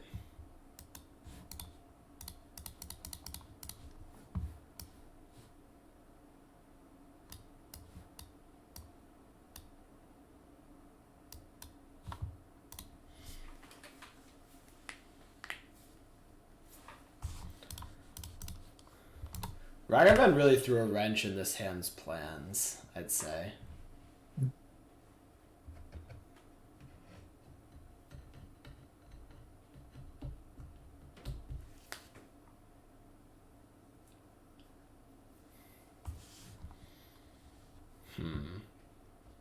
I don't think we can really play Blood Moon or DRC here, so I guess we're just passing.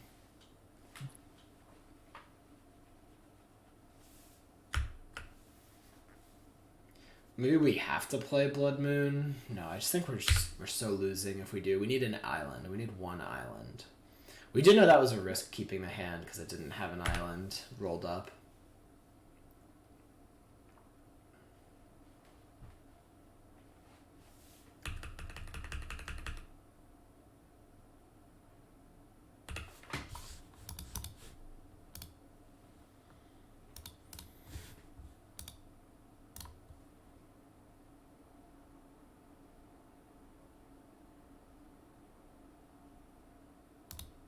Okay.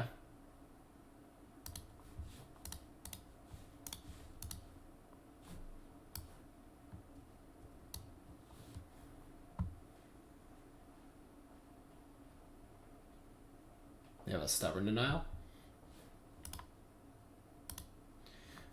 Island. Oh man. Oh boy. I don't know.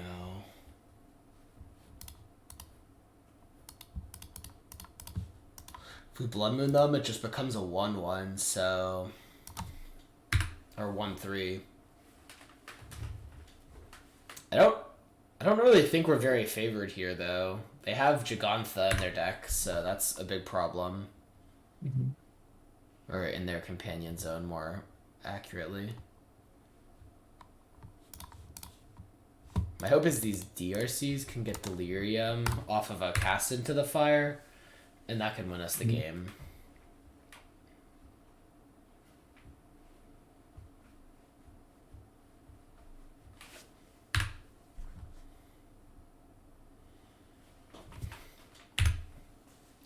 No, Blood Moon is very good against them, so... Murktide.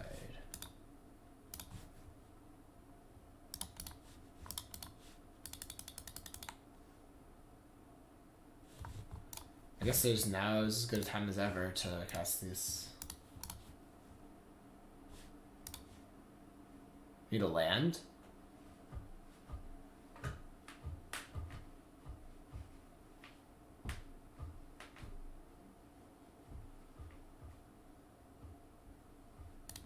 Okay. Nice. Got the land. Now they take 6.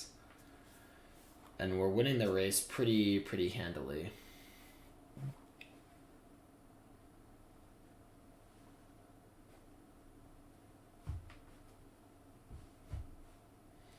Alright, who even needs islands anyways, chat? Who even needs islands?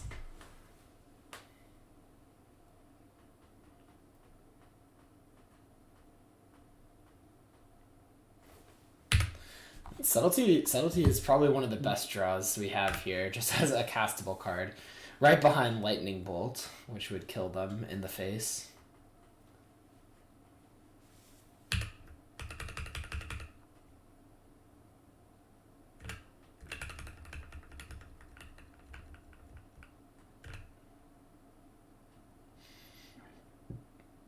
Wait a second.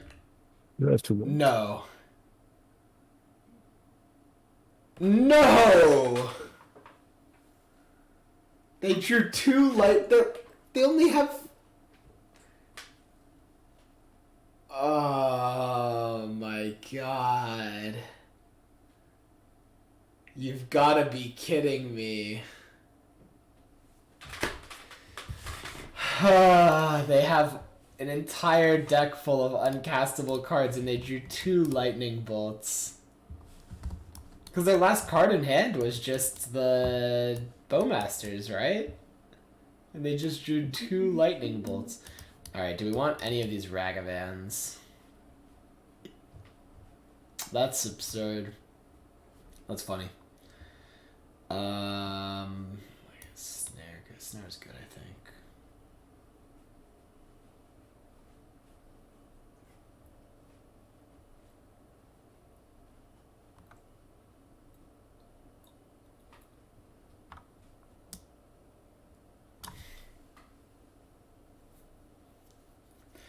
How does Stern Scolding work against Territorial Kavu on the stack? I think that you can't counter it, right? Assuming they have the extra land types. No, you cannot counter it. That's what I thought too, because it's like the asterisk versus the X. Yeah, true. Yeah.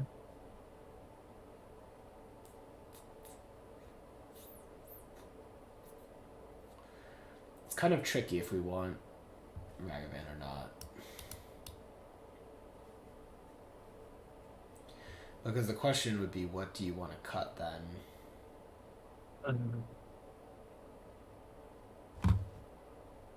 Well, I got to take out his counter spell entirely, but I don't know if that's a plan. I could see cutting like 2 counter spells maybe. I don't hate counterspell because it cleanly answers all their creatures, which are like mostly 2-drops, so it's just kind of a straight up trade. But it doesn't have a lot of upside because it's just going to trade 2 mana for 2 mana. So I do kind of like having some Ragavans in our deck.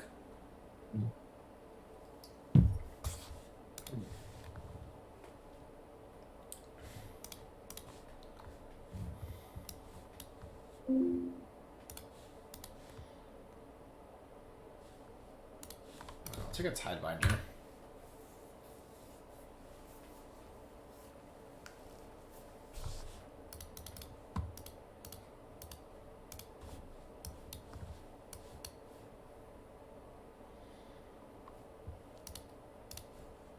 Basic Forest, our opponent is not going to be denied by Blood Moon this game. I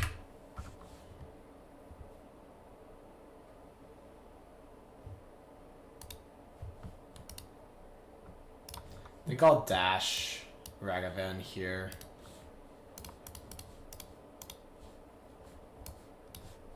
I want to have a treasure to cast Tidebinder or off of Iteration. I think it could also be beneficial.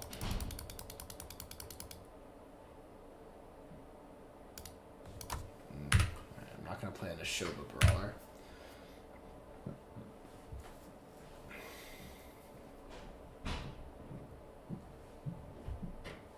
Sure, Nikado is good.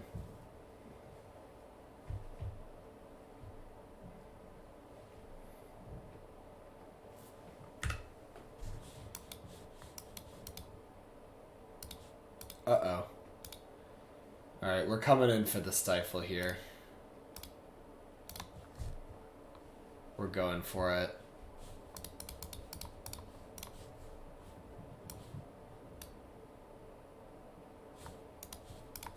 It's too tempting. It's far too tempting. If they don't have, because they have Basic Forest. I mean, there's a pretty good chance they have more lands, but this denies them some domain, which is super valuable because it means they can't cast cards like Scion of Draco. Okay, that's okay.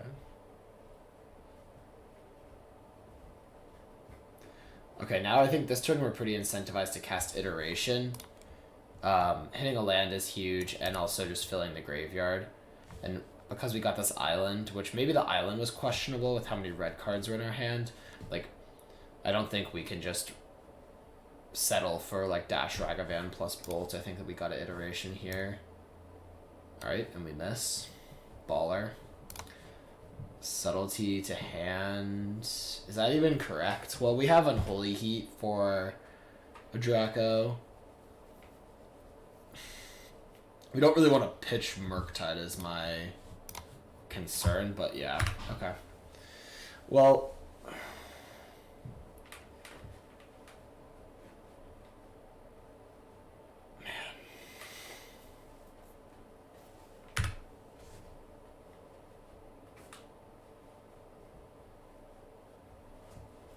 they're very, very respecting of Blood Moon here with these basics. I didn't even know they had a basic plains in their deck. It's kind of surprising.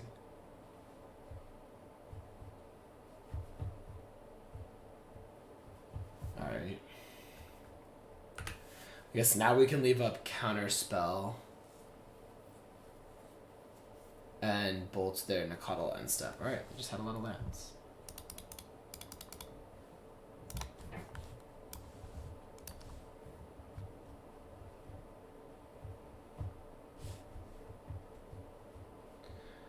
We actually do need to be pretty careful of getting Tribal Flames. Alright, this could definitely be a Stubborn Denial here that they have. So I kind of want to Subtlety this also. Like, I think I want to Bolt and Subtlety and then slam Murktide, which forces them to have Leyline Binding or they're kind of cooked. Well, I guess the other question is Subtlety. How close are we going to be to Delirium? So we can exile the force cards plus a land and a creature and then be one off of Delirium. Okay, I think it's fine to hold on to the Unholy Heat in that case.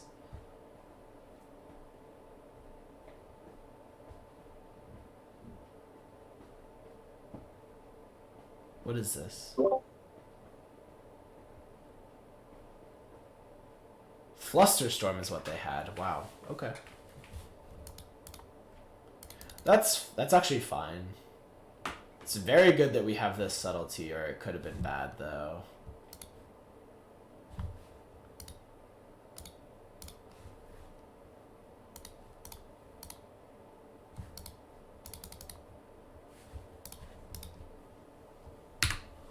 See how they stack the Scion Draco?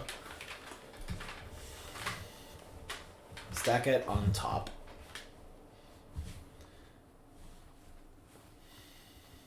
Alright, we need them not to have Leyline Binding as one of their two. Would you dash a Ragavan instead? We also are getting like a little bit dangerously close to... We're getting a little bit close to Tribal Flames range. So... something to be aware of, though I'm not sure it's something we can fully play around with very well. Leyline Binding. Oh, Bowmaster? Oh, they have Bowmaster plus Tribal Flames here. Okay. Should we have Preordained to try to make a 7 to play around Bowmaster Tribal Flames? Man, I mean, it's just so hard to play around everything. And I also didn't... I kind of wanted the Prudent... Oh, wait. To rebuild Delirium, but we just got crushed by that. That was just so bad for us. I think the play here is Prudent DRC.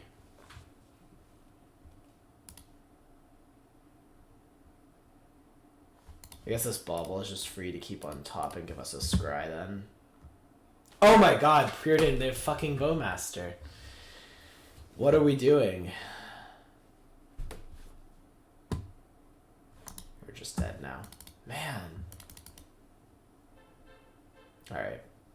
Well, this was a really, really poor played league by me. I need to wake up. They literally have Bowmaster in play, and I'm just like, yeah, let's Preordain, let's Mishra's Bauble, these are all good things.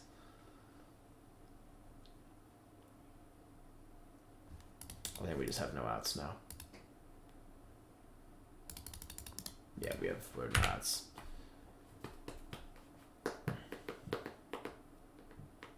So what was the correct play there? I think I just had no moves once they had the Bowmaster there, so... maybe we were supposed to play around Bowmaster Tribal Flames. Never drawing that third land was really painful for sure, because we actually would have been fine if we just had drawn the third land. We would have had Spell Snare up. But I think that I don't know. Yep, 10. Alright, well. Alright, so what changes would I make? One card that I am pretty interested in trying right now is Archmage's Charm. It feels like... Oh, do I not have any? It feels like a good time for Archmage's Charm. Just as another counter spell against decks like Rhinos or Living End, but also a draw 2. Play more at flash speed. Works pretty well. Then the question is, what are you cutting for that? You probably cut the Consider. And then I actually liked the Tidebinder. It was weird because it always did something, but it never really won us the game, right? Like the Tidebinder did something, but it didn't really win us the game. So I'm thinking I might just move that card out for now. Having one in the sideboard seems reasonable, but main deck it wasn't super impressive. I think the 3/2 body is just not the greatest either. Like if I had flying, that would be amazing, but as a 3/2 on the ground, sometimes it can't attack very well. That's a big problem I have with it as well. So I think those are the two changes I would make. And then in the sideboard, I mean, the Blood Moons seemed pretty good to have. The Alpine Moon, it kind of depends how much Urza Saga decks there are and how stuff like Scales or Hammer do. But I do not mind having Alpine Moon. Is there a card that I wish I had? We play against Blue-Black, Scam, and Zora losses. Maybe Brotherhood then? I don't know. Borrower? No, Brotherhood. Oh, Brotherhood's End. Yeah, Brotherhood's End is definitely a card. I mean, I think that the matches against Blue-Black and Scam were just kind of not very like representative of what would happen, because we didn't play tight in one of the games, but we also flooded pretty badly in the other. I don't know, Brotherhood End, I don't think it's even that good against the Zoo deck either. It doesn't hit a ton of their stuff. It hits in the Coddle and such, but not the other stuff. Yeah, I don't think Brotherhood's End is a card I want really right now, but yeah, I think those would be my changes to try going forward. I would definitely try these Archmage's Charms. I think I saw them come up in a list and it looked pretty appealing. We'll see if the card performs. The other thing is Shredder. You can notice I don't have Shredder in my list. I'm still skeptical of Shredder. I think that it's unimpressive a lot of the time if you're not playing against a deck like Cascade. And so, unless we see the meta shape up to be very heavy with Cascade, I'm still skeptical of Shredder. I just think it doesn't really apply enough pressure. It can be awkward to trigger.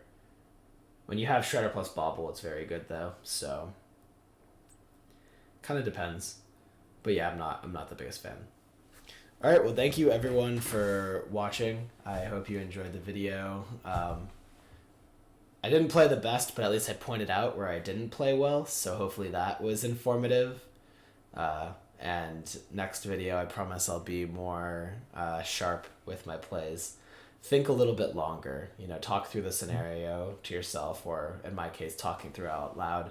Super helpful, and together we can make better plays. All right, see you guys.